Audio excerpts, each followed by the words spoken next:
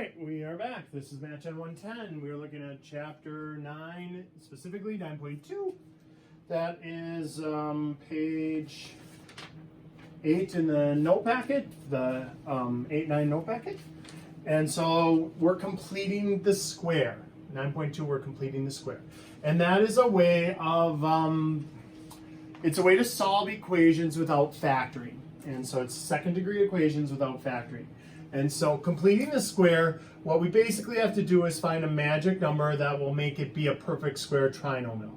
And let's find that magic number. So if this is -8, they want to know what number would make this be a perfect square trinomial. Well, what you do, you take the number that's in front of the, so there's a squared term, there's a single variable term, and there's a term with no variable on it. You always work with the variable term, not the second degree, but the first degree variable term. All right? You pull the coefficient, -8, and two things you do to it. You cut it in half, divide by 2, and then square the result. So half of -8 is -4, and -4 squared is 16.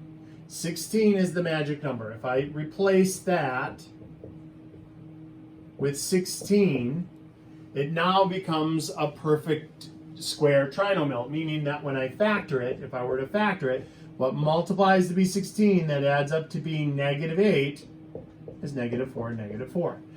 There's an upside to this when you show the work on the side like this. It's always going to factor into the thing before you squared it. So look, see how we had -4 there? It was -4 before we squared it. So that'll always be true.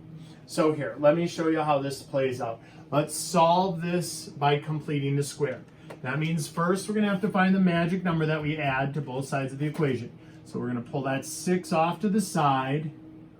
We're going to cut it in half and square the result. So 3 squared is 9. So 9 is the magic number. I'm adding 9 to both sides. Now on this side, it becomes a perfect square trinomial. We have x multiplies to be +9, adds up to be 6. That's +3 and +3.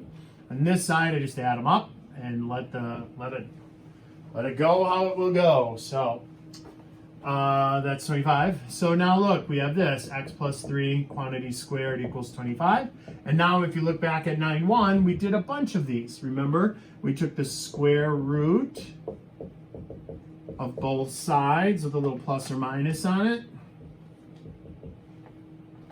And so we had x plus 3 is equal to plus or minus the square root of 25. And then we move the 3 over.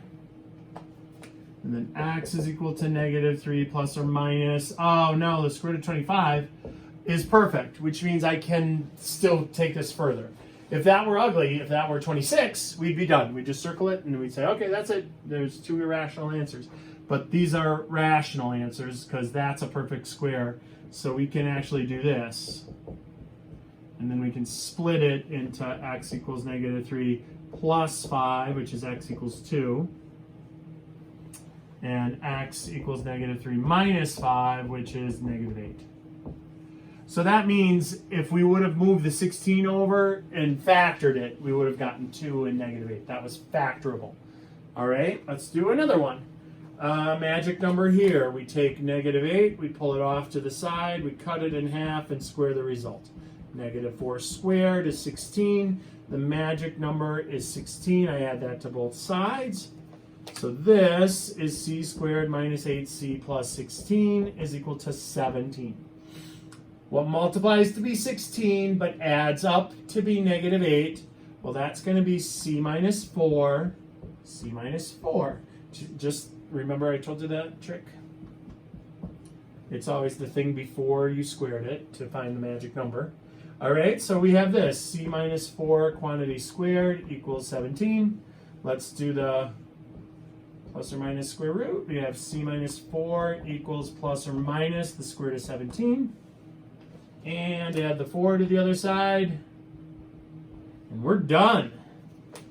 C is equal to 4 plus or minus the square root of 17. Done. Done, done, done, done, done. We can't further that anymore without a decimal approximation. And that's all we want. All right. Let's do another one. Move the 47 over to the other side. We got w squared minus 14w is equal to negative 47. And now we're going to complete the square. So negative 14, cut it in half, square the result. Negative 7 squared. 49 is our magic number. So we add 49, we add 49. This is perfect square trinomial, meaning I can factor it. That is 2. So multiplies to be 49, but adds up to be negative 14. That's going to be that negative 7. W minus 7 quantity squared equals 2. And then do plus or minus the square root. W minus 7 equals plus or minus the square root of 2. And then add 7. And 7 plus or minus the square root of 2. We're done. All right. And that was 9.2.